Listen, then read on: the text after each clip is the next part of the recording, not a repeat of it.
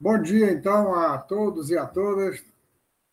Estamos aqui para a terceira aula desse mini curso de micro-ondas, oferecido pelo nosso Núcleo de Magnetismo da Universidade Federal de Pernambuco, pelo Student Chapter do Nordeste do IEEE, Institute of Electronics and Engineers, Electrical Engineers, e também pelo INCT, de Spintrônica, que foi iniciada há pouco tempo e ainda não tem uma logo. O Joaquim ficou de me mandar uma logo para colocar aqui nesse slide de abertura. Dentro do nosso programa de 6 aulas, nós estamos na aula número 3. Vamos tratar hoje de guias de onda, em particular o guia de onda retangular e linha de fita, que são as formas de linha de transmissão mais usadas em frequências de micro-ondas mais altas. E isso corresponde ao capítulo 3 do nosso livro-texto, o livro do Posar. E estão aí os itens que nós vamos cobrir. Na verdade, não vamos exatamente falar nós não vamos falar sobre o guia circular, porque ele é pouquíssimo usado, é usado em aplicações muito específicas, e também vamos passar muito rapidamente sobre essas ondas de superfície, mas vamos falar, na medida do possível, sobre stripline e microstrips, que se tornaram muito importantes com a miniaturização dos circuitos de micro-ondas. As soluções de campos para esses dois tipos de linhas, as soluções são muito complicadas, então a gente fala um pouquinho sobre o que é e usa expressões que são expressões aproximadas, utilizadas para fazer conta, para calcular. Então, tem aqui uma visão, a figura do livro, de dois tipos de guias de onda, ou seja, linha de transmissão usada para guiar onda. Isso aqui, uma forma bem geral de um guia de dois condutores, um condutor interno e um condutor externo. E isso aqui, um guia fechado. A figura não é muito boa, não, mas vocês estão entendendo aí que o guia é fechado no sentido que ele tem uma parede aqui, e a figura mostra guias com formato genérico, e a gente nunca trabalha, a gente faz a elaboração das soluções de uma maneira bem introdutória para os guias, para a forma genérica, mas nós usamos mesmo plano, retângulo, círculo e assim por diante. Então, para qualquer um desses guias, nós vamos representar o campo elétrico e o campo magnético na forma que nós fizemos na aula passada para corrente, para tensão e corrente complexas. O campo, em qualquer lugar do espaço R, no instante T, é a parte real de um campo complexo, multiplicado por E elevado a J ômega T, o campo magnético da mesma forma, a parte real do H complexo. O H complexo varia no espaço, mas ele não varia no tempo, já que a dependência no tempo está no E elevado a J ômega T. E as equações de Maxwell para os campos complexos, E barra e H barra, como eu falei, os físicos usam para o vetor sempre uma setinha, mas os engenheiros, para ganhar tempo, em vez de fazer uma setinha, fazem só uma barrinha. Essa barrinha aqui quer dizer vetor.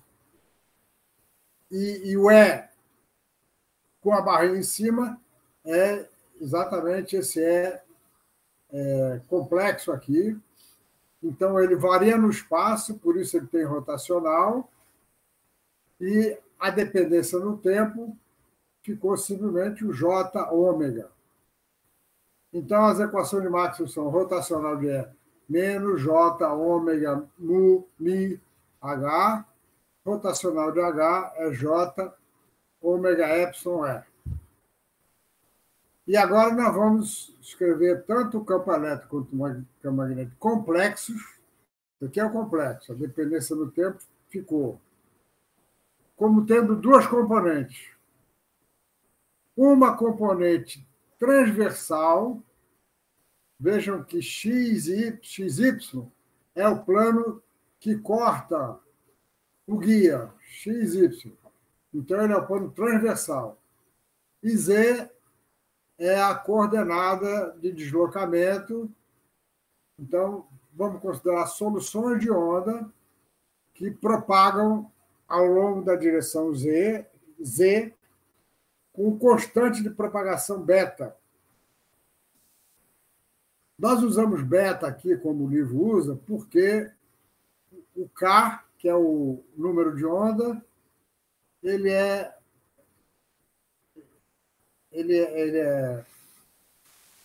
os dois vão ser iguais para a onda TM, ou para uma onda no espaço.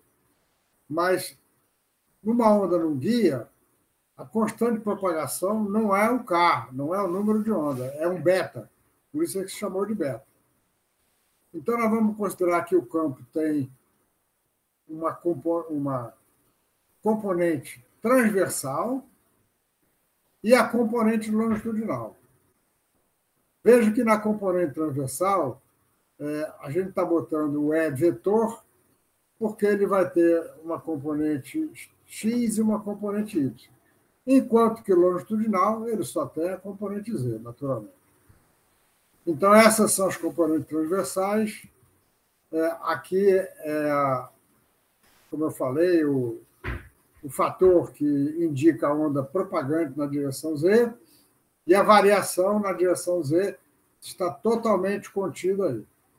Então, o que nos interessa é achar as soluções para os campos transversais e longitudinais em função de X e Y, porque a de Z já está aqui.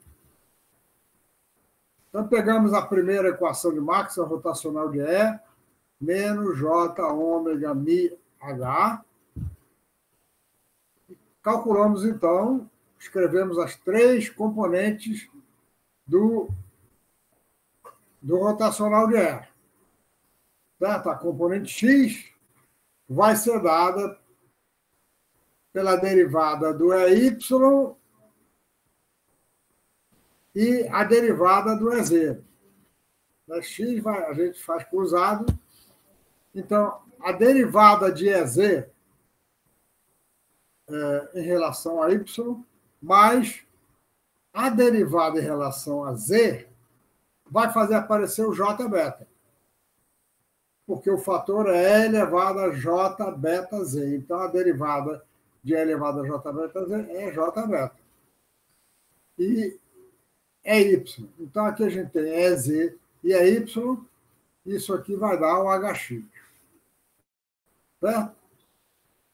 O HY vai estar relacionado, então, com a derivada de EX e de EZ. E o HZ vai estar relacionado com a derivada de EY e EX.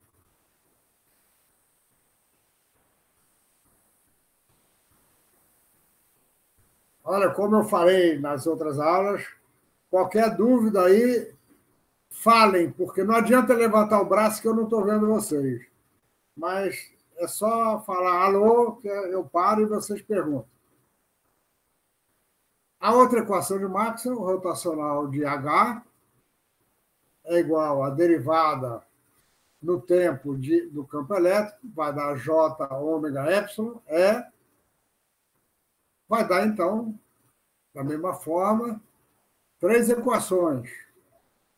É X relacionado com HZ e HY, é Y relacionado com HX e HZ, e é Z relacionado com Y e HX. Então, nós temos 6 equações escalares. E, naturalmente, vamos procurar agrupar e simplificar para poder tirar as grandezas que nos interessam. Vejam que em todas as equações aparece uma componente Z, ou de H ou de E. Então, o passo seguinte é exprimir as outras componentes em termos de EZ e HZ. E essa é uma coisa interessante que a gente já vai ver. No guia de onda, se a gente tem EZ e HZ, facilmente nós calculamos as outras componentes.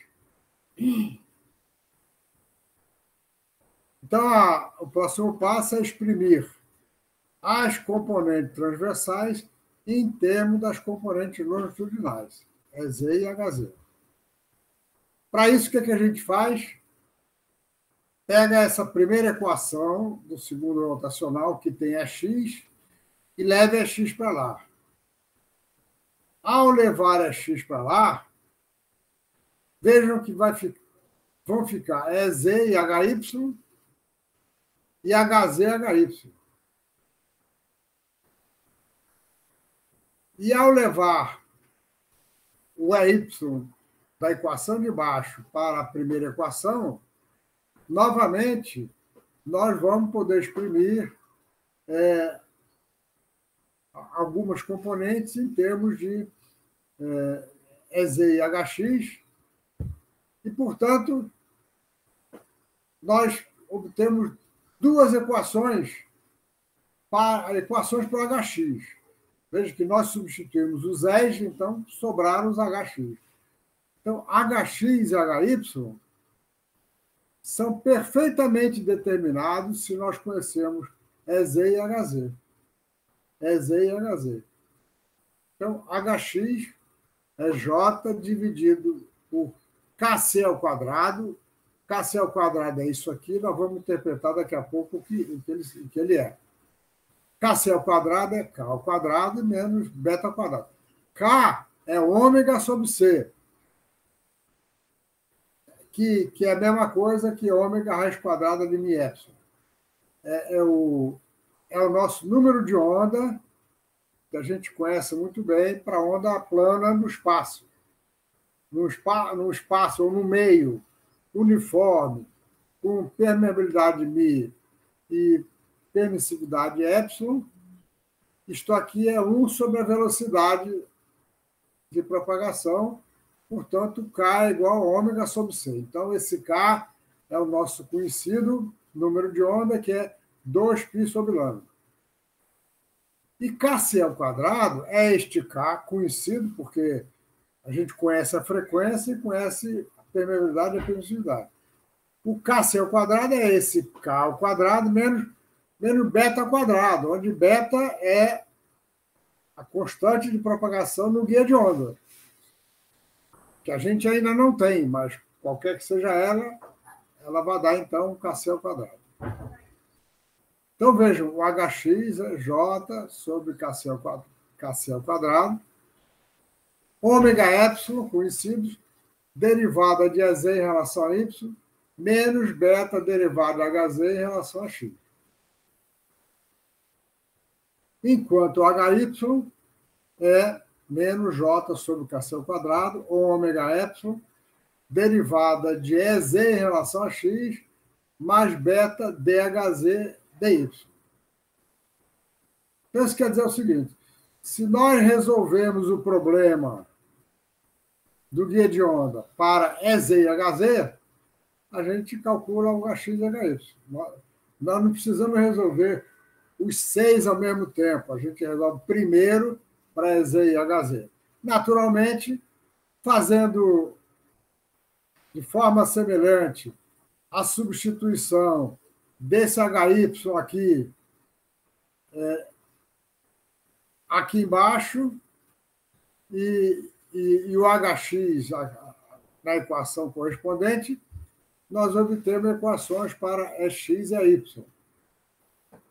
E, novamente, nós conseguimos exprimir X e Y em termos de EZ e HZ. EZ e HZ. Portanto, o nosso problema agora se reduz a resolver o formato dos campos, a variação no espaço para EZ e HZ. Porque, feito isso, com 4 derivadas, a gente calcula as outras componentes que interessam. É X, é Y, HX, HY. Como eu disse, então, o K é o número de onda,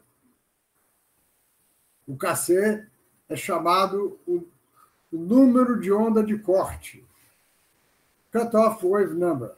Nós vamos ver por que ele chama de corte daqui a pouco. Vamos entender daqui a pouco. Repetir as equações aqui. Para Hx, Hy, é X e é Y, em função das componentes longitudinais. E vamos, então, inicialmente, tratar de ondas TEM. Ondas TEM são ondas com campo elétrico e campo magnético transversais. Ora, uma onda TM é uma onda que tem EZ e HZ iguais a zero. Certo? Como o nome diz, elas são ondas com campo elétrico e magnético transversais. Ora, se EZ e HZ são nulos, isso aqui é nulo e, portanto, o Kc ao quadrado vai ter que ser nulo. Então, para haver campos transversais, vai ser necessário que Kc ao quadrado seja zero. Se Kc ao quadrado é zero, como Kc ao quadrado é K quadrado menos beta quadrado, a gente conclui que para uma onda TEM, a constante de propagação beta é o próprio K, número de onda, que é ômega sobre a velocidade da onda, portanto, ômega raiz quadrada de μ, isso é igual a 2π sobre lambda.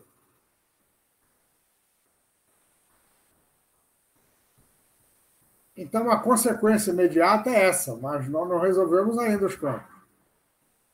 E se Kc é igual a zero, significa dizer que a relação entre K e ômega é essa que está aqui.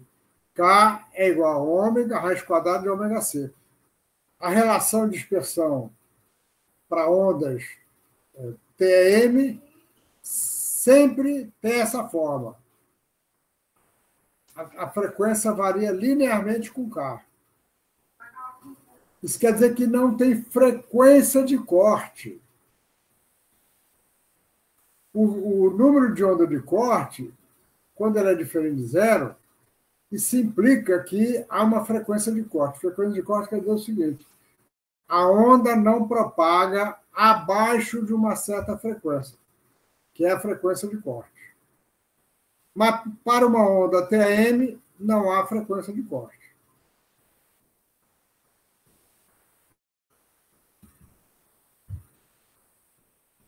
Então, numa onda TM, EZ igual a EZ, HZ igual a zero, Kc igual a zero, e, portanto, nós temos essa equação. E se a gente voltar um pouquinho ali, temos que voltar um pouco mais atrás, as equações de E e de H vão dar equações como essa daqui. Nós já tínhamos visto isso na aula anterior. Laplaciano do vetor E mais ômega ao quadrado μ vezes E igual a zero. Essa é a equação para o campo elétrico. essa equação é chamada equação de Helmholtz. Se não tivesse o K, ela seria a equação de Laplace. Mas com o K, ela é chamada equação de Helmholtz. E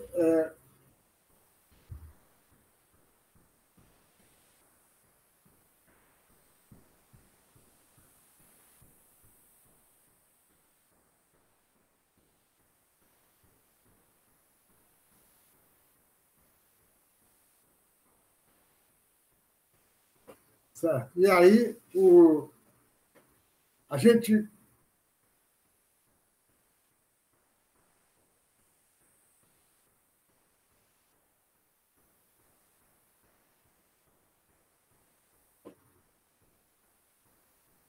É só um pouquinho, estou tentando... Tá bom, tá bom. Para componente, para a variação em Z, nós já tínhamos visto, foi visto aí atrás, que ela é simplesmente o beta, J beta Z. Então, a derivada, nós já conhecemos a variação em Z. E a derivada segunda do campo transversal é menos beta quadrado vezes o campo. Como beta é igual a K, então isso aqui é menos K ao quadrado é X. Então, D2 dZ2 mais K ao quadrado é igual a zero. Isso aqui é zero. E, portanto, nós ficamos com uma equação de Laplace em duas dimensões para a componente EX. D2 dx2 mais D2 dy2 de EX é igual a zero. Então, numa onda TM, os campos transversais satisfazem a equação de Laplace. Eu fiz isso aqui para o campo elétrico e a mesma coisa vale para o campo magnético. A componente transversal do campo magnético.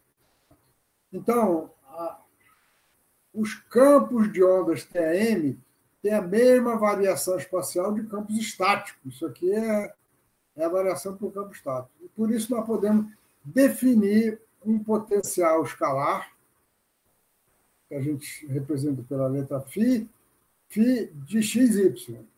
Ela é uma função das variáveis no plano. De tal maneira que o campo transversal, vetor, que depende de x e y, é menos o gradiente transversal. Esse t aqui quer dizer só com as variáveis x e y. Gradiente do potencial, como se fosse um potencial escalar. Ele não é escalar, porque está tudo variando. Então, não, ele é escalar, quer dizer. Ele não varia no tempo e ele é uma grandeza escalar. Portanto, tem que calcular o gradiente para obter o campo. E, naturalmente, esse potencial satisfaz a equação de Laplace. Ora,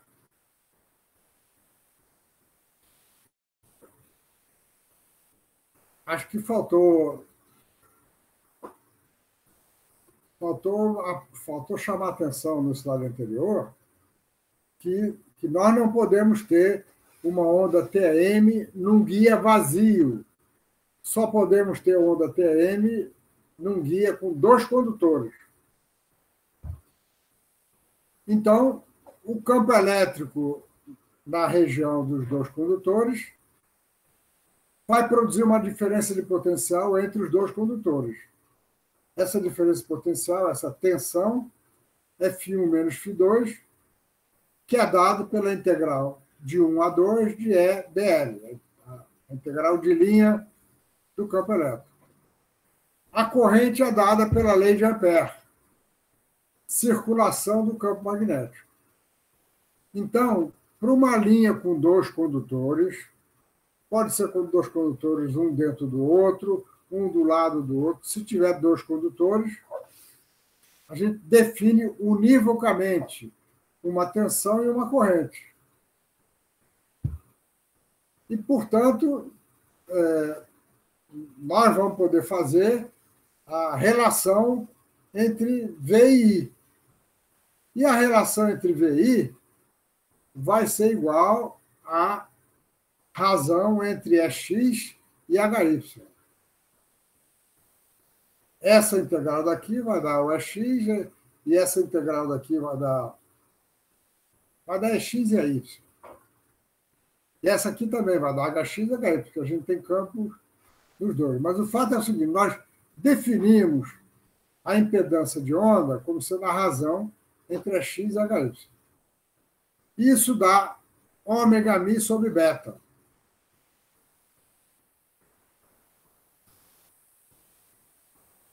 Como beta é ômega vezes raiz de mi epsilon, do slide anterior,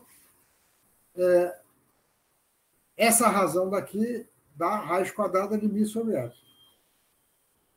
E nós chamamos isso de eta. Isso aqui é chamado de impedância de onda no modo TM. Está aqui para o modo TM. Agora, é importante, da mesma forma, se nós fizermos a razão entre menos EY e HX, nós obtemos a mesma expressão. Importante chamar a atenção de que a impedância de onda não é a impedância característica da linha. A impedância característica da linha, como nós vimos na aula passada, é a razão entre a tensão e a corrente. Aqui... Não mostrei ainda não. Voltando. Aqui nós estamos definindo uma impedância de onda que vai ter suas utilidades, por isso que o livro define, mas ela não é impedância característica, porque ela não é exatamente a razão entre V e I. Entre V mais e I mais. A impedância característica de uma linha, como vimos na aula passada, é a razão entre V mais e I mais. Não é a razão entre V e I. Dessas duas relações aqui, nós podemos obter que o campo magnético, que tem componente HX e HY, veja que ele tem a componente HX proporcional a EY. E a componente HY proporcional a EX. Então, nós podemos escrever isso como uma relação vetorial. O campo transversal, função de x e y, com componente EX e componente AY. Então, a gente multiplica vetorialmente pelo unitário da direção Z, a gente obtém o campo magnético. E aparece um coeficiente que é 1 sobre a impedância de onda do modo TM. E num guia vazio, que nós já vimos que não tem onda TM, como é que nós tratamos esses campos? Vamos, então, considerar um guia vazio.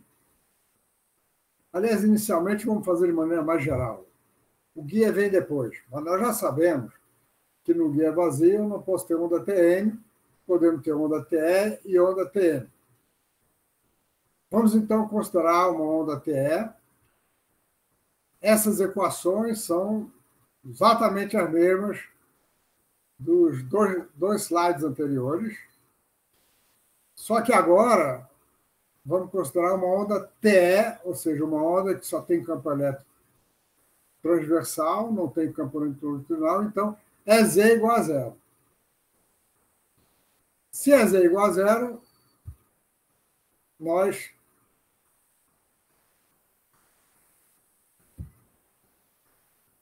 temos 4 daqueles 8 termos nulos.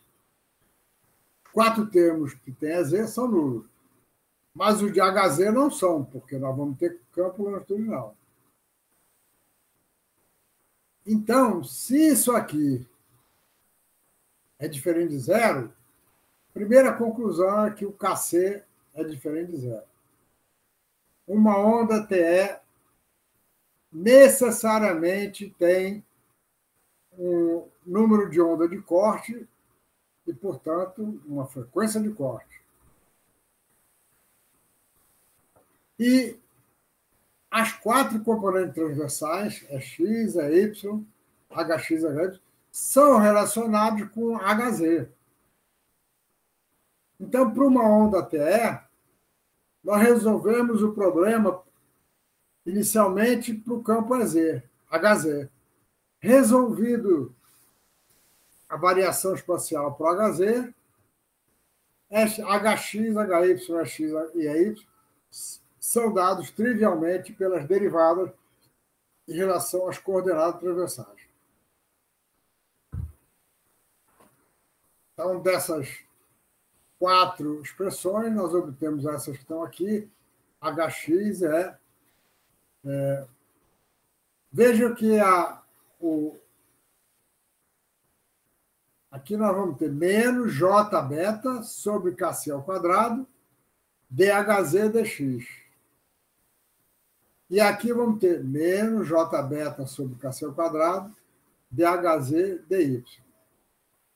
O EX menos J ômega mi sobre KC ao quadrado, DHZ dy. E é y J ômega mi dividido por HC ao quadrado, derron de HZ, derron de X.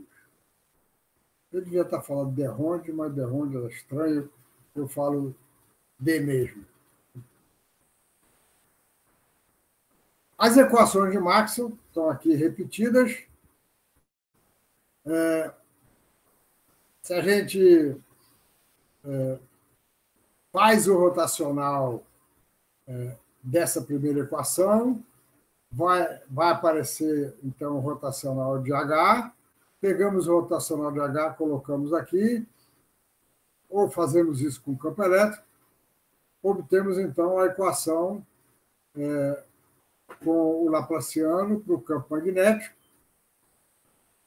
porque eu quero resolver para o campo magnético. Então, agora nós temos para a componente HZ a equação de Helmholtz. D2 dx2 mais D2 dy2 mais D2 dz2 mais K ao quadrado, HZ é igual a zero. Olha, a variação em relação a HZ continua sendo E elevado a menos J beta Z. Então, essa derivada vai ser trivial. Aqui a equação novamente. Nós vamos escrever que o HZ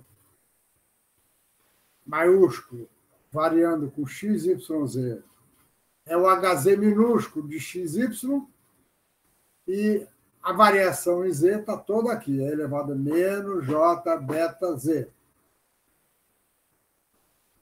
Então, se nós levamos isso para essa equação, como eu disse, o D2 dz2 vai dar simplesmente o beta ao quadrado.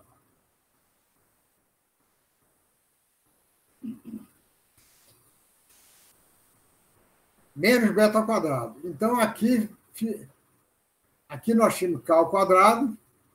Dessa derivada apareceu menos beta ao quadrado. E K ao quadrado menos beta ao quadrado é KC ao quadrado. Então, aquela equação de Helmholtz em 3 dimensões, agora dá origem a uma equação de Helmholtz em 2 dimensões, em que o fator agora é o KC ao quadrado.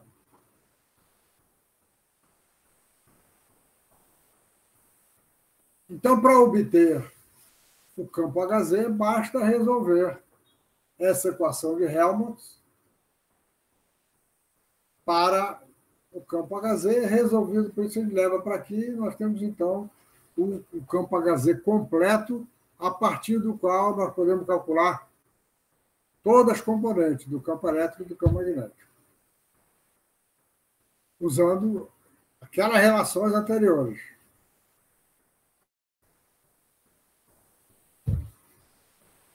E, novamente, nós vamos definir uma impedância de onda como sendo a razão entre x e hy, que é igual à razão menos hx, que é ômega mi sobre beta.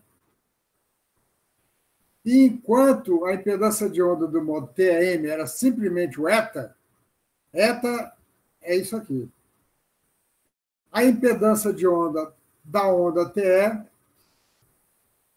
agora é esse eta multiplicado por K dividido por beta.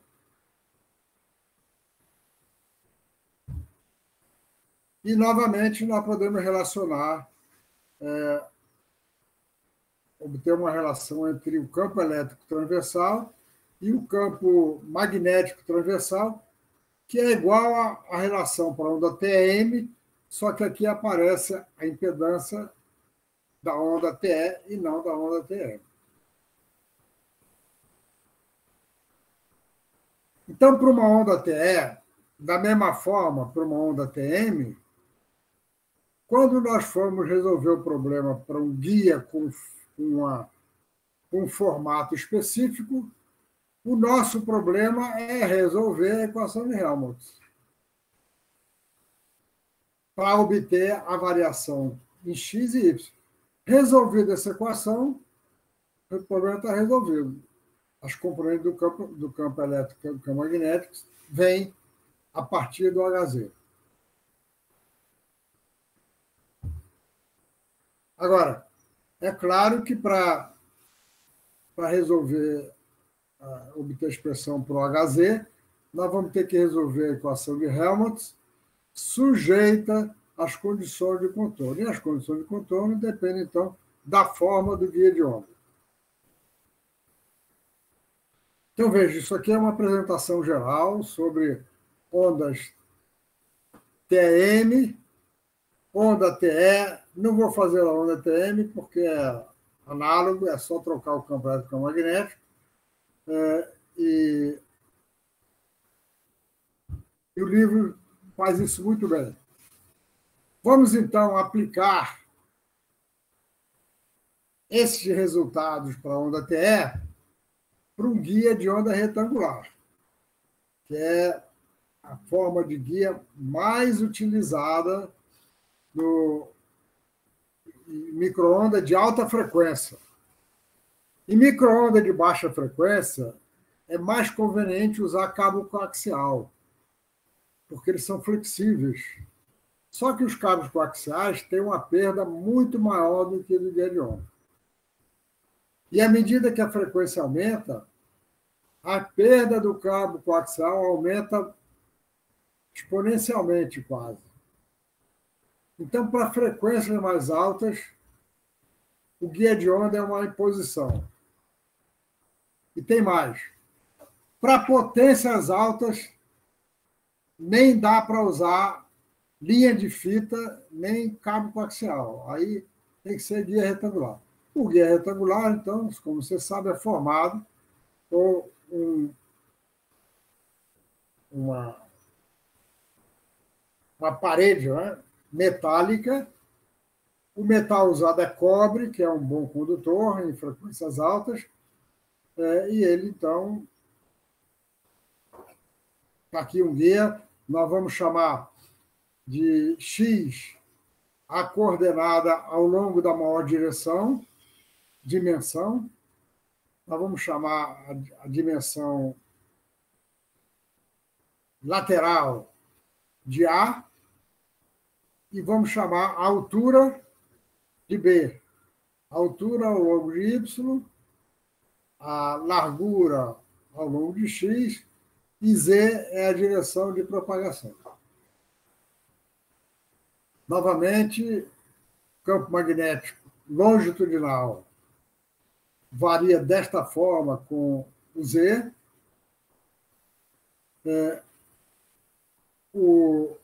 A equação de Helmholtz está aqui, e nós resolvemos o problema por separação de variáveis, como vocês fizeram já na graduação, na pós-graduação e assim por diante. separação de variáveis, porque nós vamos ter que casar com a condição de contorno, e lógico que para uma geometria como essa daqui, nós vamos querer condição de contorno, vamos ter condição de contorno limpas nas paredes, no plano ZY e no plano ZX.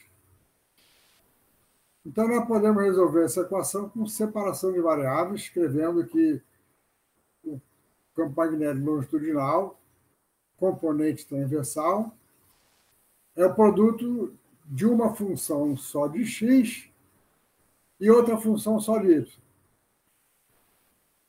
Aí substituímos isso aqui nessa equação, dividimos pelo produto xy maiúsculo, temos então 1 sobre x grande, é d2x dx2, mais 1 sobre y grande, d2y dy2, mais kc ao quadrado.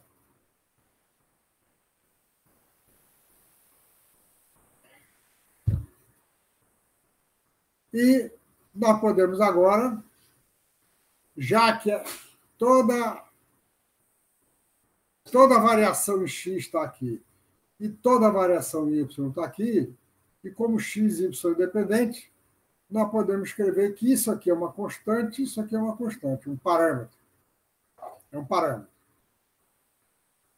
Então, nós vamos escrever que d2x grande dx2 mais kx ao quadrado vezes x grande é igual a zero. Nós introduzimos esse parâmetro kx ao quadrado. Da mesma forma, introduzimos o parâmetro ky ao quadrado. De tal maneira que kc ao quadrado vai ser kx ao quadrado mais ky ao quadrado. A interpretação do kx e do ky, as interpretações vão ficar claras daqui a pouco. Ora, então, as soluções dessa equação são soluções harmônicas, exponenciais ou funções trigonométricas, cosseno e seno.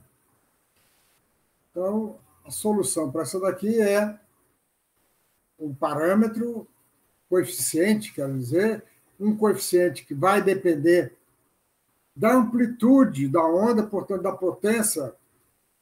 potência que alimenta o guia de onda,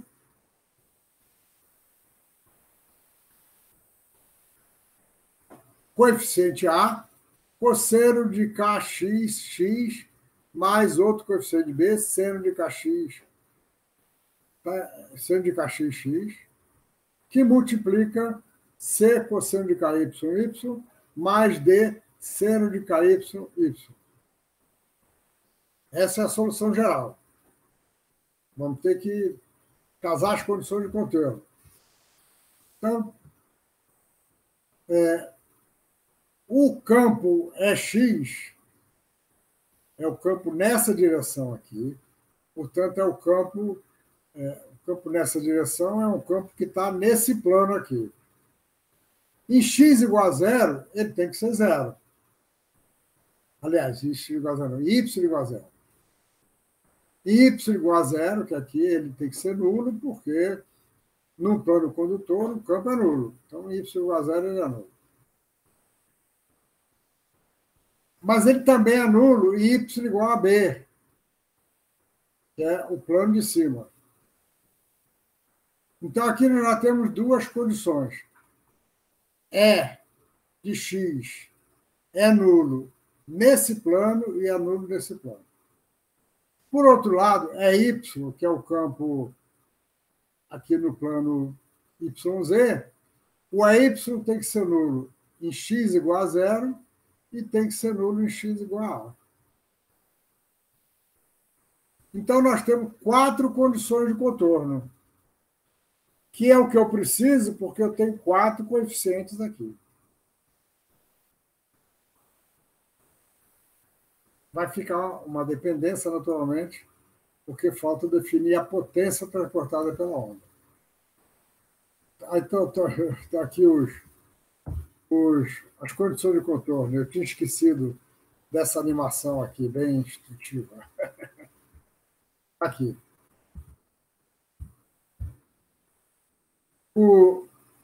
Para aplicar a condição de contorno, eu tenho que primeiro calcular os campos AX e AY a partir do campo HZ. O campo HZ está aqui. Então, fazendo a derivada de HZ em relação a x, nós obtemos o AX. DHZ dy, nós vamos ter, então, esses coeficientes aqui, mas a derivada em relação a x vai aparecer o kx aqui. Então, desculpa, a derivada em relação a y vai aparecer o ky. Então, a derivada dessa expressão em relação a y, a primeira se repete e aquela que é a função de y, a gente acha a derivada, o cosseno virou seno e o seno deu um cosseno. Agora vamos fazer a derivada... Não, desculpa, antes. Com isso aqui, nós obtemos o seguinte.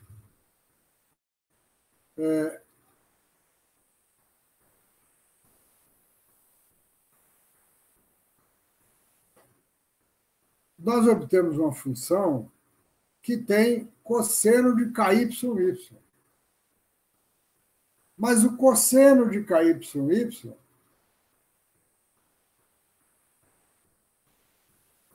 ele é diferente de zero e y igual a zero e y igual a b. E o EX tem que ser nulo aqui. Então, o D tem que ser igual a zero. Esse coeficiente é nulo, porque o cosseno não é nulo. Agora, o seno vai ter que ser nulo y igual a zero e y igual a b. E se seno de KY,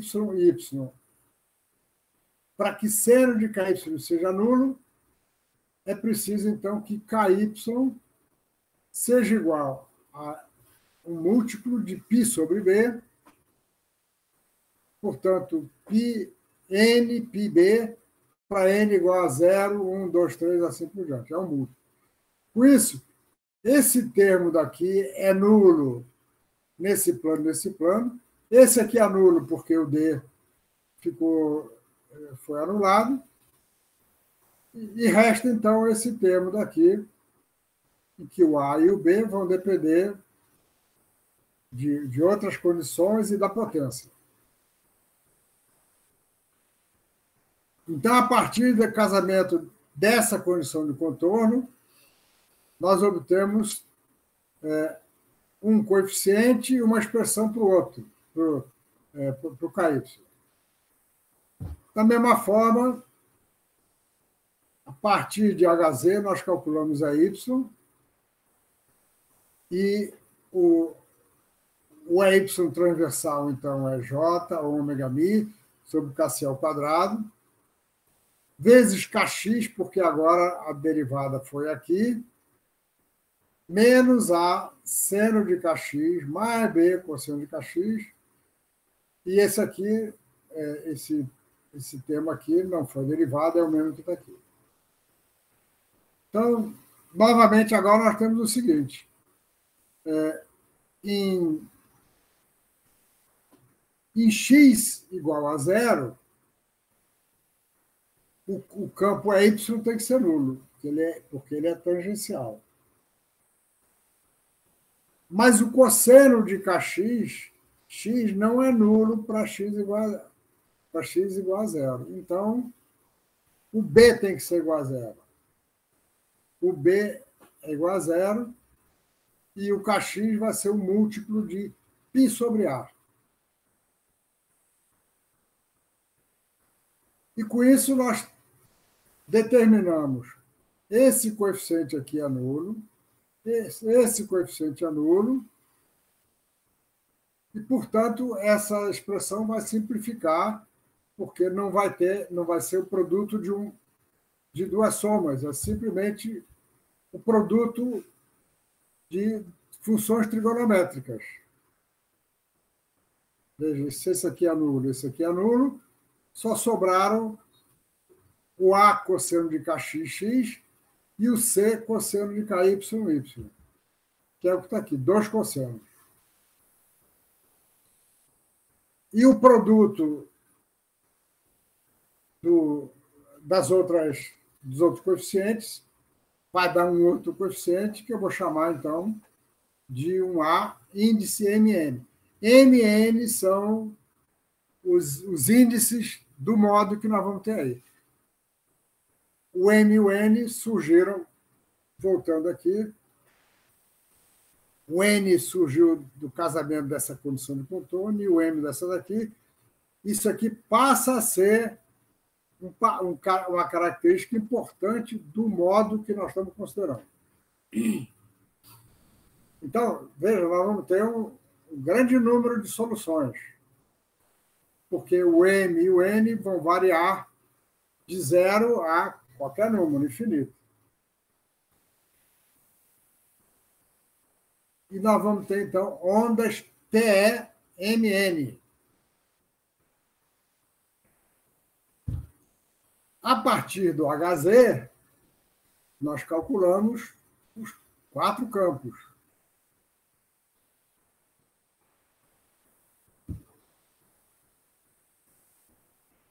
Nós calculamos o EX derivando o HZ em relação a Y. Então, esse cosseno aqui vai dar seno. E calculamos o EY derivando o HZ em relação a X. Então, esse cosseno vai dar esse seno. Da mesma forma, o campo magnético, vamos ter seno, cosseno, seno. Então, todos os campos vão ser produtos de senos e cossenos. E essa, então, é a forma de variação do campo dentro de um guia retangular. E estamos fazendo uma solução geral para o modo MN. Então, aqui, aquele KX é isso aqui, o KY é aqui.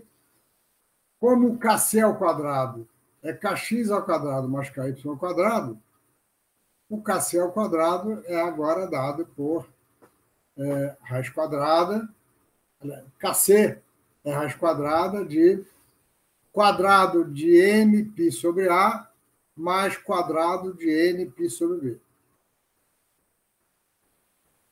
Então, o número de onda de corte, o KC, depende agora dos modos. E nós vamos ter uma frequência de corte, porque o K é a frequência. Ômega raiz quadrada, μ. A frequência está aqui. O beta depende da propagação, que ele está aqui. Então, para cada beta, nós vamos ter... Para cada beta e para cada K, nós vamos ter um K. Aliás, para cada KC e para cada beta, nós vamos ter um K diferente, vamos ter uma frequência diferente. E nós passamos a ter, então, a frequência de corte. Vai ficar claro daqui a pouco o que é isso. Quer dizer o seguinte, para uma frequência menor do que esse valor aqui, ele saiu daqui, né?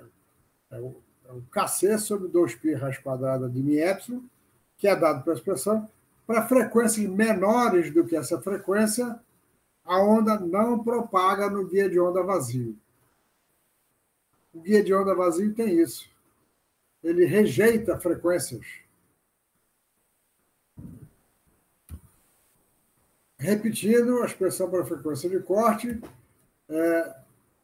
isso aqui é a velocidade da onda no meio, e nós temos, então, essas relações com o K e com o beta, e temos, então, a partir daqui, nós temos a relação de dispersão. O ômega está no K, K é igual a ômega sobre C, então nós temos aqui que a frequência é beta ao quadrado, a frequência ao quadrado ômega sobre C ao quadrado, beta ao quadrado mais KC ao quadrado. Então, ômega é igual a C raiz quadrada de KC ao quadrado mais beta ao quadrado.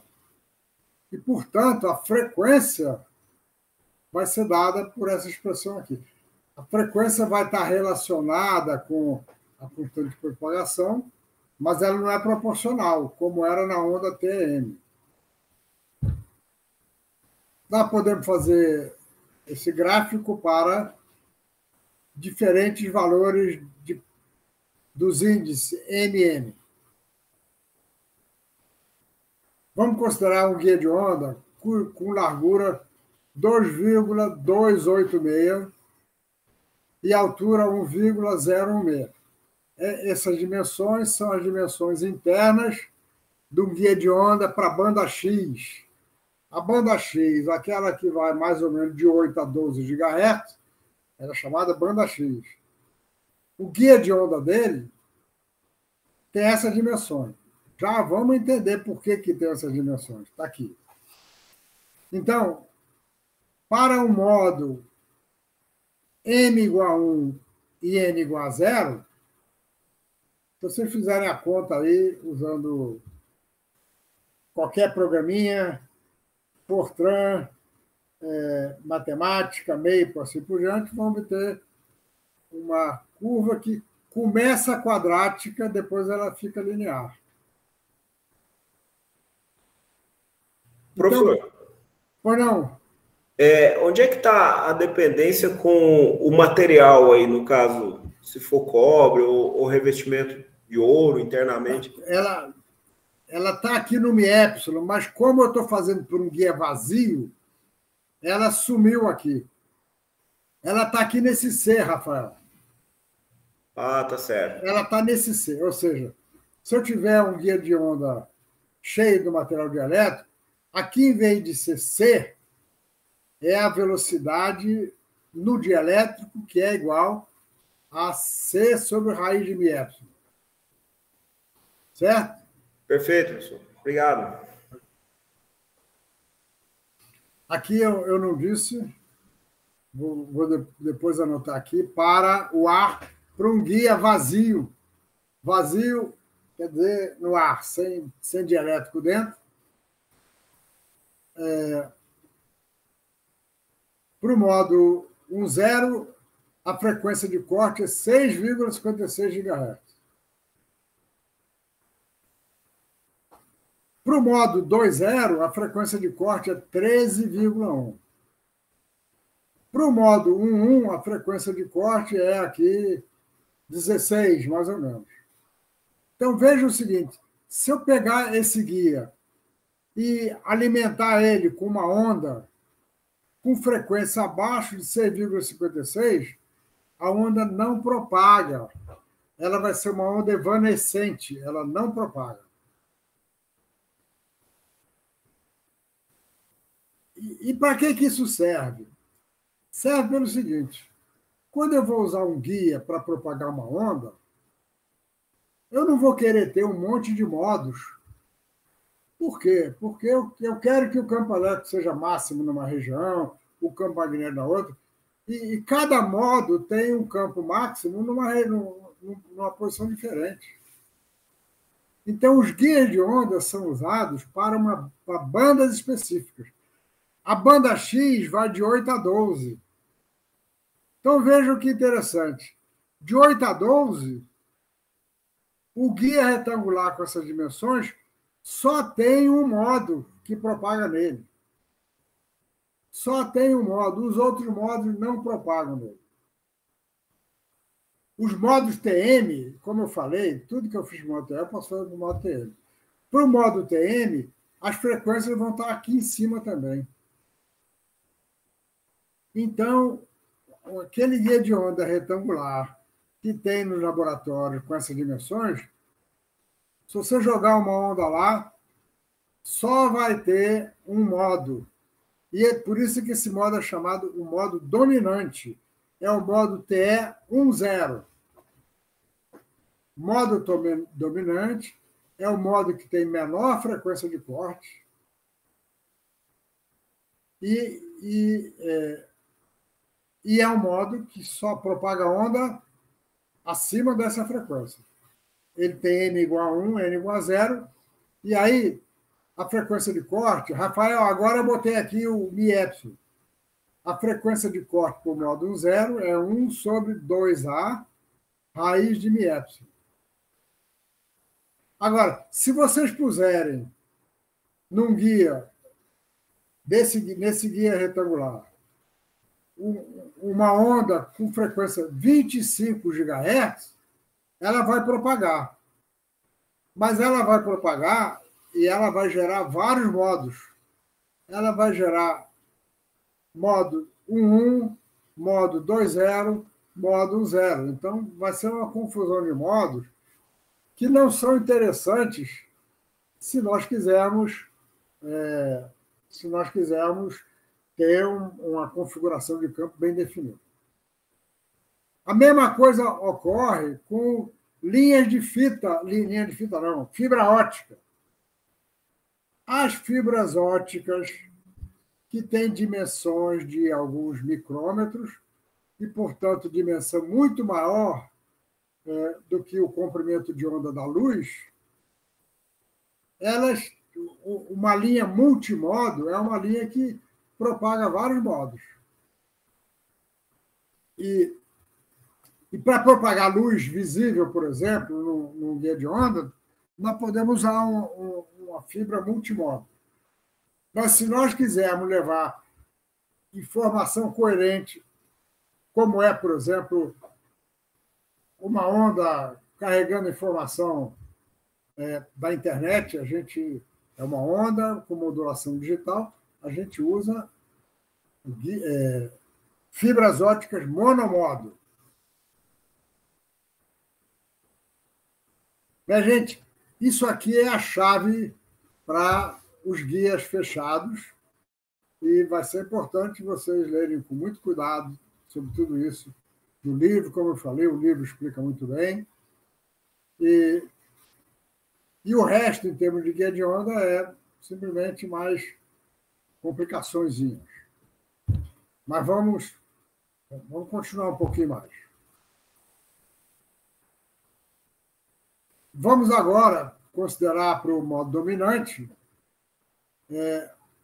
as expressões completas do campo.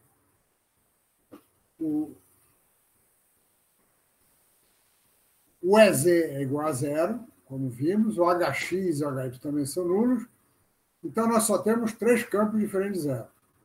O HZ, e nós vamos escrever o HZ com aquele coeficiente MN, agora um zero, A de um zero. Cosseno de πx sobre A é elevado a menos J beta Z. Fazendo a derivada de HZ em relação a x, eu obtenho HY. É Y, quer dizer. Derivada em relação a x, o cosseno vai dar certo. E o HX a gente deriva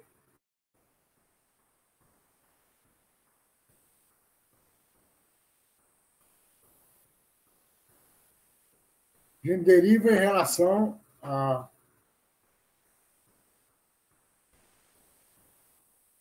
Z. A gente deriva em relação a Z. HX, como não tem componente... o HX vem da derivada do HZ em relação a Z, e, portanto, apareceu aqui o J beta. Temos 3 campos com uma forma bem simples, variação de seno e cosseno.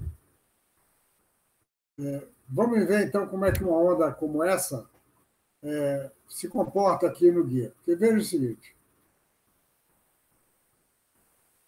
Essa onda aqui, o EY e o HX, eles têm a mesma variação, que é com seno de πx. Em x igual a 0, eles são nulos, aí eles vão aumentar assim, vão diminuir e vão ser nulos também em x igual a A, porque o seno de de π é igual a zero. Ora, esse seno aqui eu posso escrever como a soma de duas exponenciais. É elevado aí kx, é elevado aí kx menos kxx. Então, está aqui, esse é o seno de kx.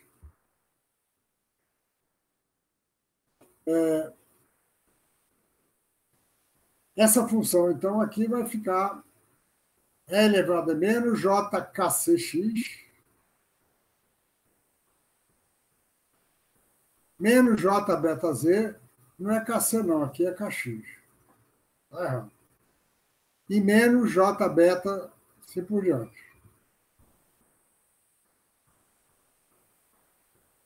Então, eu desenhei aqui essa onda daqui. Essa onda é uma onda que está propagando com um vetor de onda que tem uma componente x e uma componente z. Portanto, é essa daqui. Mas essa daqui tem um vetor de onda no qual a gente trocou o sinal do kx. Como eu falei, aqui não é kc, não, é kx. Então, essa variação seno, na verdade, corresponde a duas ondas propagantes, fazendo um ângulo com o eixo z. Então, é assim que uma onda se propaga no guia de onda. Uma onda propaga no guia de onda dessa maneira. Ou seja, a gente tem, na seção transversal, uma onda estacionária, porque ela é formada de uma onda assim com uma onda assim.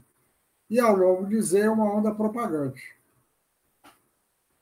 E o K, este K que apareceu aqui, o número de onda de propagação, o quadrado dele é beta ao quadrado mais kc ao quadrado.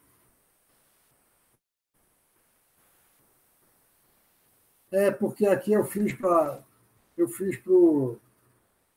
aqui deve ser kx ao quadrado. Aqui é kx, aqui é kx, aqui é kx. Vou corrigir.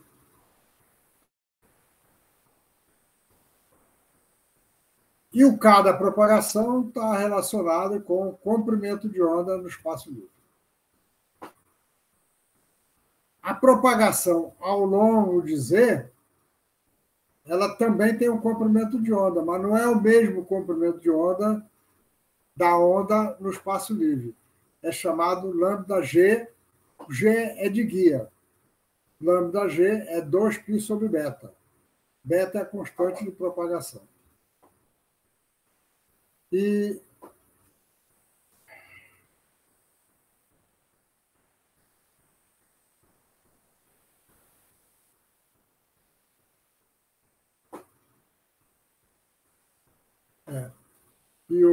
o K é a soma dos quadrados dos dois ali. Vou tirar isso ali. Então, não está certo. Então, dessa expressão daqui, nós temos que 1 sobre lambda ao quadrado é 1 sobre lambda G ao quadrado mais 1 sobre lambda C ao quadrado.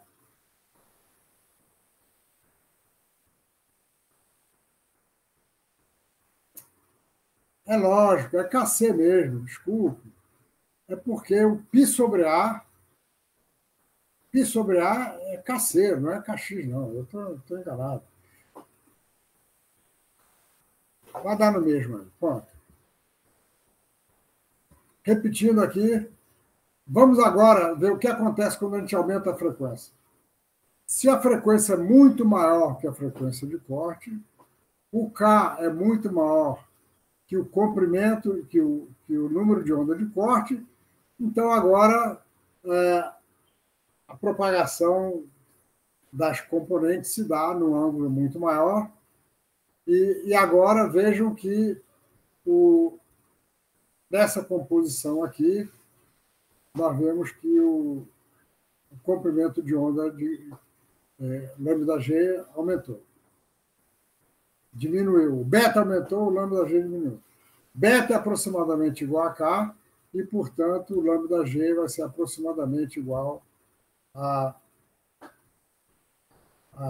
lambda.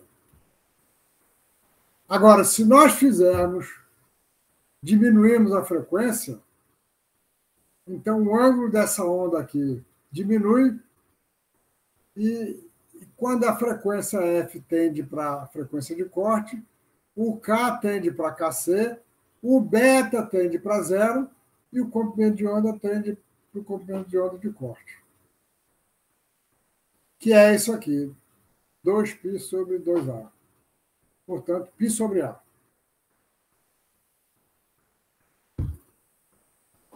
Nos laboratórios que tem componente de micro-ondas, tem um instrumentozinho, pessoal do grupo de magnetismo,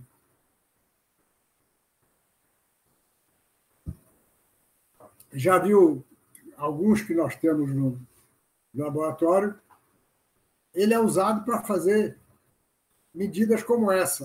É um guia de onda que tem aqui uma fenda estreita, aqui em cima entra um cabo coaxial com uma ponta de prova que entra no guia de onda.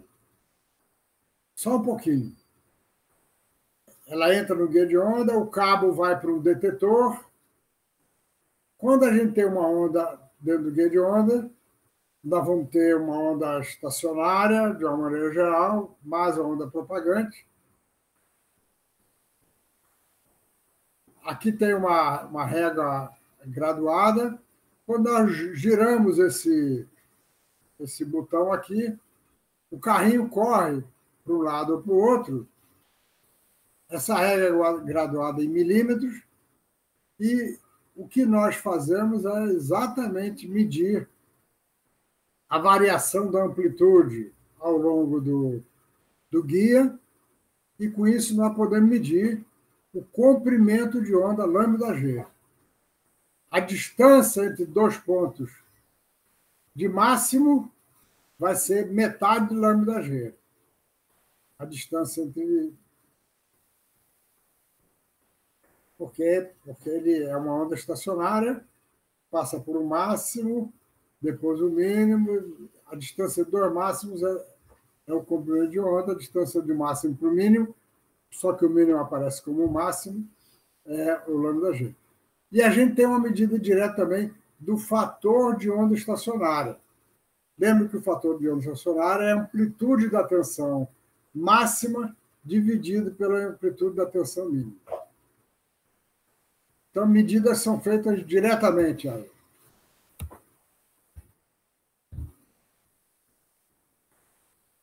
Voltando um pouquinho, estou quase terminando aí o guia retangular. Novamente, estou repetindo as expressões dos campos. A impedância de onda, como nós já vimos, é x sobre hy, que é igual a y sobre hx, é a mesma expressão que eu tinha mostrado antes.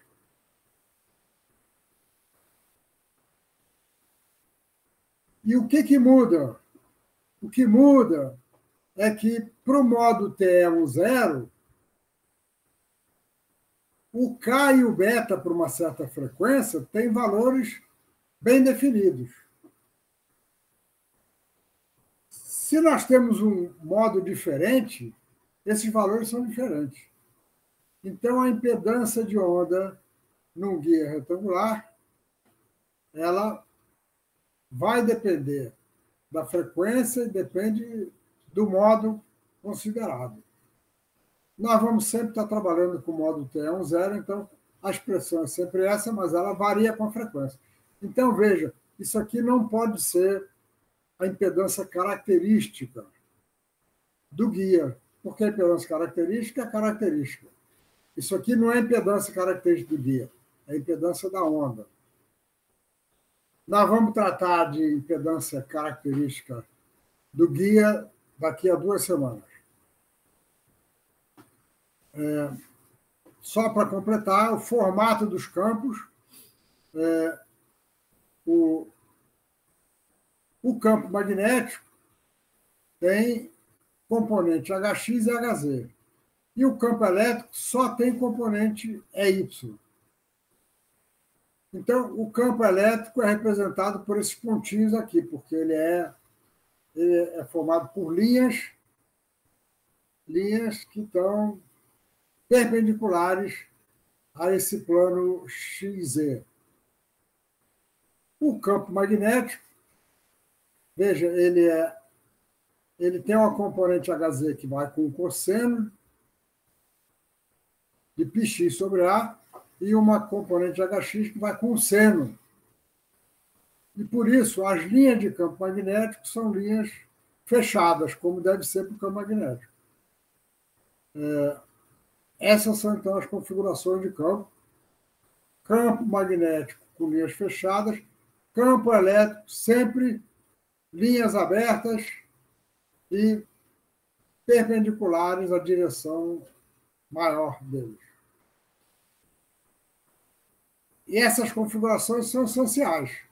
Se nós queremos fazer ressonância magnética com uma amostra, nós vamos querer botar a amostra nessa região aqui, porque aqui o campo magnético é máximo e tem uma direção bem definida, que é a direção X. E se nós quisermos excitar essa onda por uma corrente, nós vamos ter que botar uma anteninha na direção da direção aqui do campo elétrico.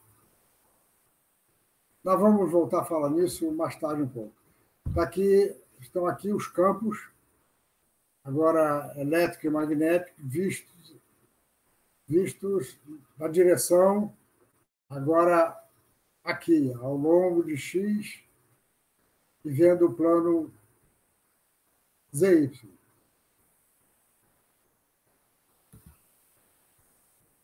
Professor, posso fazer uma pergunta? Pois não, pode usar, vamos lá. Eu sei que é uma definição, né, da impedância da onda se propagando, mas eu queria entender por que ela é uma razão entre os campos elétrico e magnético, e ainda mais por que é uma razão entre componentes perpendiculares.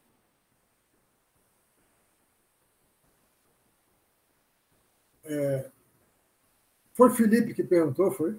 Não, fui eu, prazer, sou o Lucas, eu trabalho Lucas, aqui tá bom. com o Kleber. É porque eu fico tentando reconhecer a voz.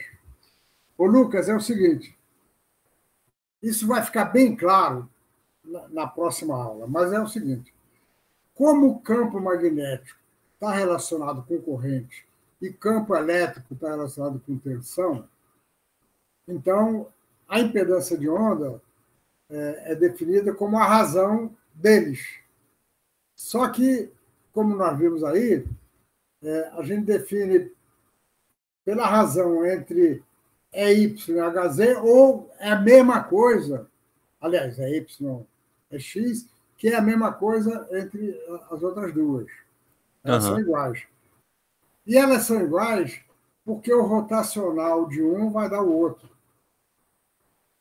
Certo. Há uma relação direta entre eles. Chama impedância de onda, como eu falei, porque é uma razão entre duas grandezas que tem uma proporcionalidade com tensão e corrente. Entendi. Mas a relação entre elas vai ficar um pouco mais claro na próxima aula. Beleza, professor, obrigado pela resposta. Eu sei que eu enrolei, mas eu não tenho jeito de explicar melhor. Imagina, deu para entender super bem. Muito importante a potência transportada. A potência, como vocês sabem, com grandeza complexa, esse aqui é o vetor de Point, né? É vetor H complexo, multiplicamos escalarmente por Z, fazemos a integral na seção reta dy dx. Integramos x de 0 a A, y de 0 a B, e esse meio aqui veio do fato de que são grandezas complexas e o meio veio lá da exponencial de E elevado a J omega t. O campo é Y dado pela expressão, o campo X é dado pela expressão. Então, a gente substitui o EY HX nessa expressão da potência, e nós obtemos, então, esse resultado que vai dar isso aqui. Essa integral é fácil de fazer. Com ela vão aparecer as dimensões do guia, então a potência é ômega, μ0, μ0 por guia com vácuo, com ar. A ao cubo vezes B, vezes beta sobre 4π ao quadrado, A1 zero ao quadrado. A1 zero é o coeficiente, e o coeficiente ele é determinado pela potência da onda.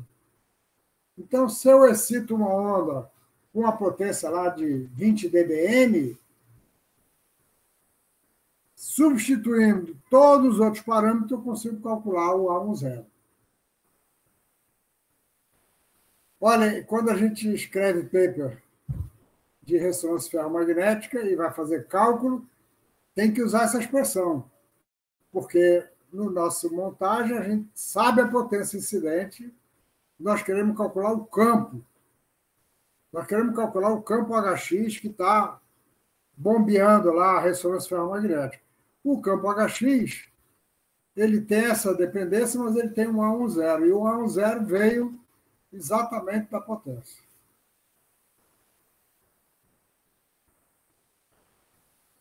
O H máximo, o campo é máximo, o campo magnético é máximo aqui,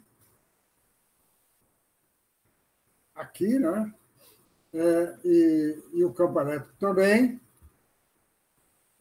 Nós podemos, então, exprimir a potência em função do campo magnético máximo. E essa expressão que a gente usa nos papers. Potência, agora substituindo o beta pela expressão com lambda G, aqui é o campo máximo, campo de magnético e radiofrequência, é 4 raiz quadrada de P, dividido por raiz quadrada de F, μ0, lambda G, A, B. O lambda G depende da frequência.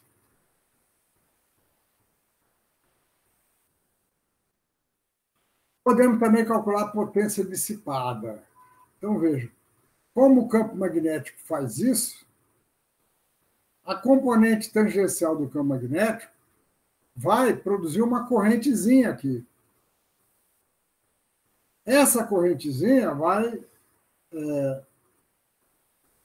consumir potência, vai representar potência dissipada. Então, a potência dissipada, o L é de loss em inglês, é a resistência de superfície sobre 2, a integral de linha do quadrado da densidade de corrente de superfície.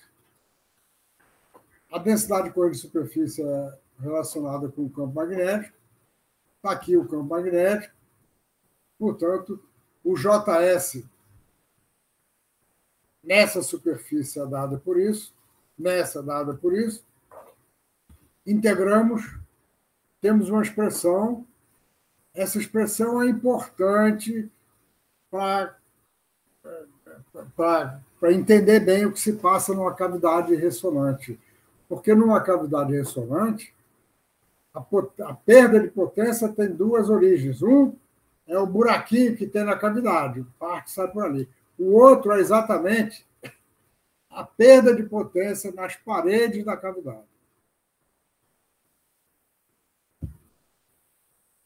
Ele depende das dimensões e depende da resistividade, da resistência de superfície do material. Por isso é que a gente, quando faz uma cavidade, quer que ela tenha um fator Q grande, a gente cobre ela internamente com prata ou com ouro, porque a prata e o ouro têm uma resistência de superfície menores, resistência de superfície menor do que o cobre.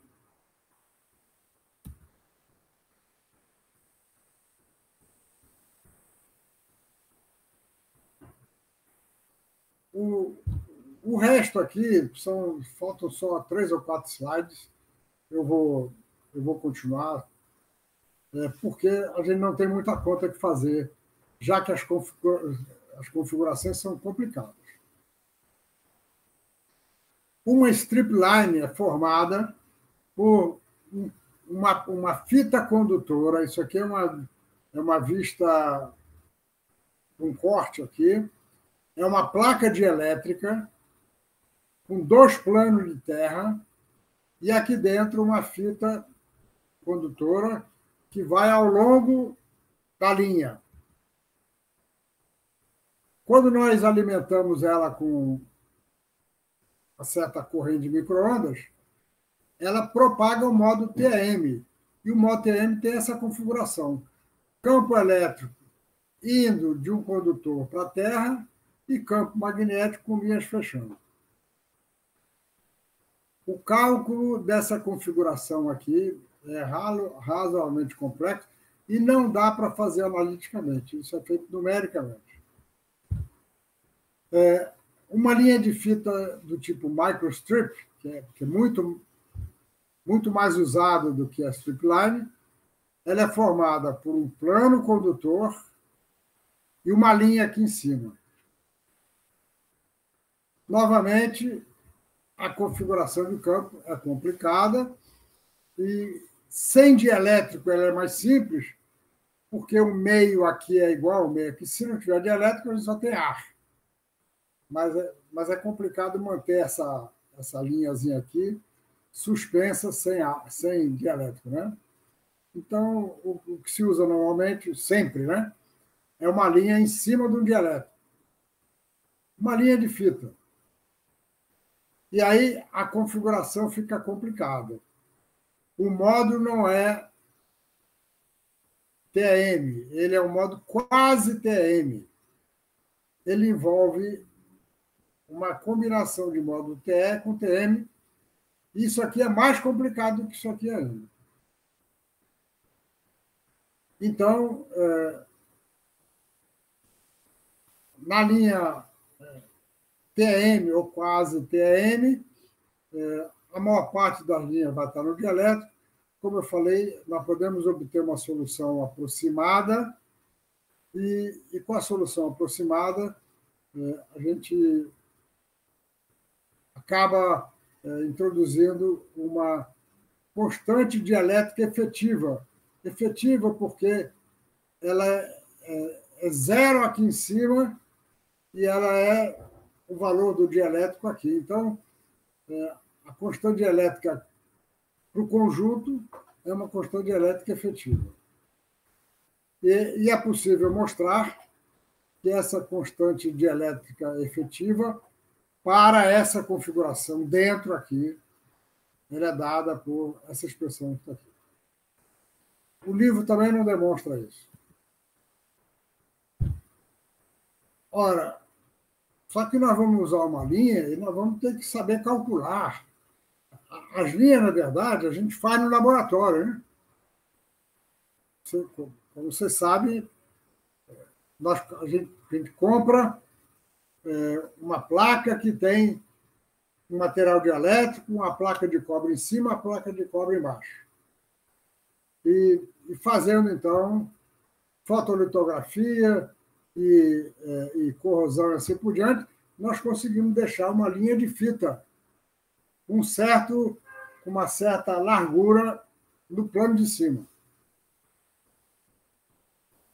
Ora, se nós quisermos fazer uma linha de fita para usar no circuito de micro-ondas que tenha uma certa impedância característica, para casar com o resto do circuito, nós precisamos ter expressões para calcular a impedância característica. As expressões são essas daqui. O livro também não deduz. Ele diz: W é, voltando aqui um pouquinho, W é a largura da linha e D é a distância da linha para o plano de terra. Então, para W sobre D menor ou igual a 1, a expressão é uma expressão ajustada a partir da solução numérica. É isso aqui. 60 sobre raiz de epsilon é logaritmo 8D sobre W mais W sobre 4D. E para W sobre D maior do que 1, nós temos essa expressão daqui. Isso aqui preciso calcular. Agora,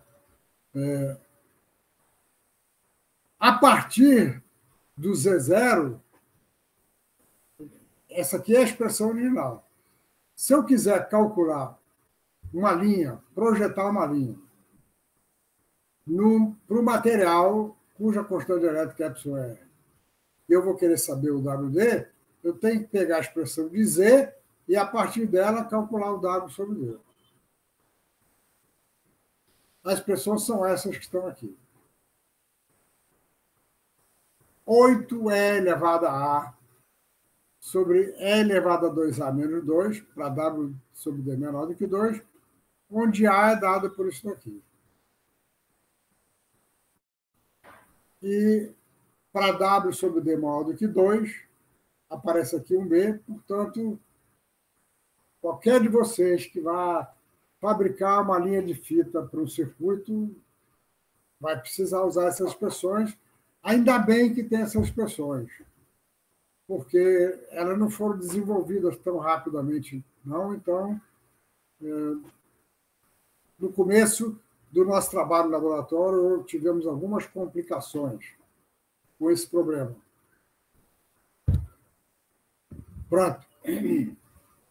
Na próxima aula, nós vamos fazer análise de circuito de linha de transmissão, guia de onda, e vamos introduzir o conceito de matriz de espalhamento, que é importante para quem for usar VNA. O Vector Network Analyzer, ele usa parâmetros da matriz de espalhamento. Eu sugiro que vocês invistam um tempinho nos problemas que estão indicados aqui. Agora, tem uma observação importante. Como eu já falei com você anteriormente, não vou poder dar aula na próxima semana, porque eu vou estar em Ouro Preto, Rafael vai estar lá, Joaquim vai estar lá, Felipe talvez, Kleber talvez, alguns de vocês vão estar lá, né? Então, não tem aula semana que vem. E na semana seguinte, na quarta-feira, eu vou ter que fazer uma viagem. Então, excepcionalmente, daqui a 2 semanas, a aula vai ser na segunda-feira, dia 29 de maio. Vai ser a aula número 4 para tratar desses assuntos aqui. Professor, dá tempo de fazer uma pergunta do último slide? Dá tempo de fazer várias perguntas. Deixa eu só... Você vai querer ver os slides ou não? Eu gostaria. Então, peraí. Então, deixa eu voltar aqui. É daquelas últimas.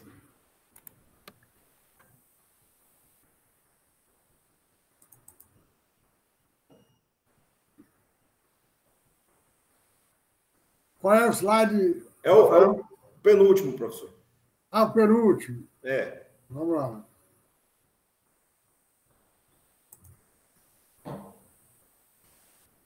Na verdade, o 22, o próximo desse aí.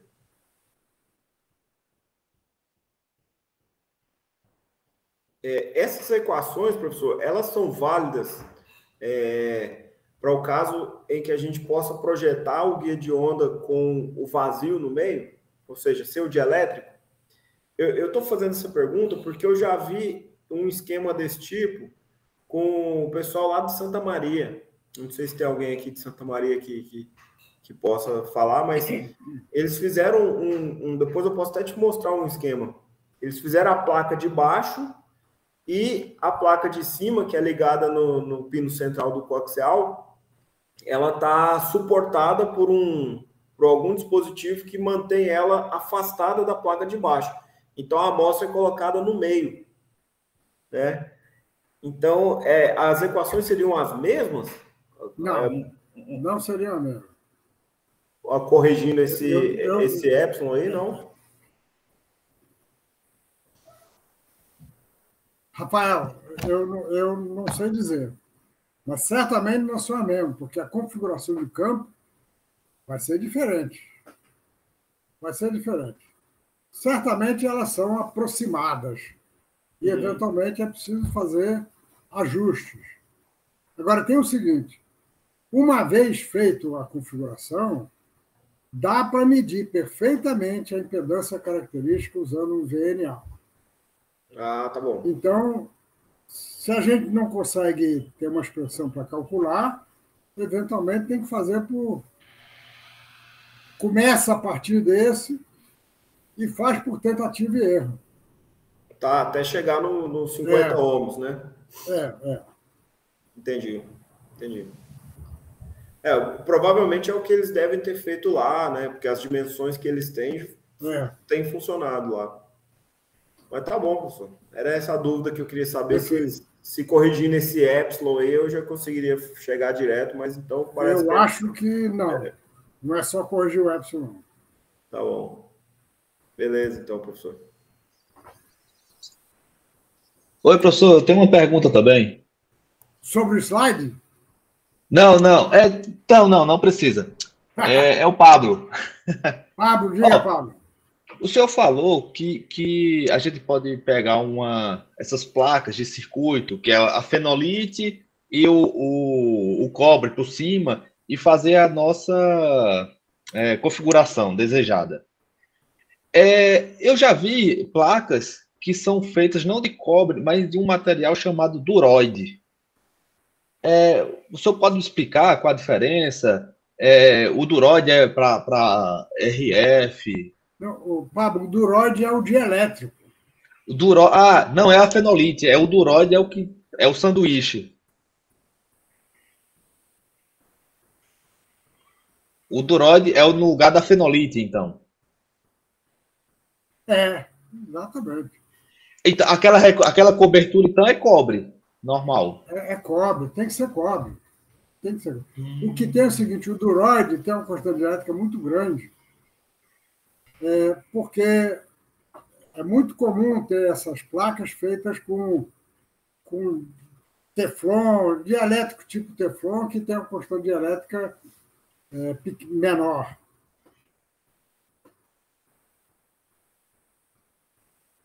Ou eu estou me confundindo? Então, para RF, o que eu sempre escutei é que é aconselhado usar o duroide. Isso, exatamente.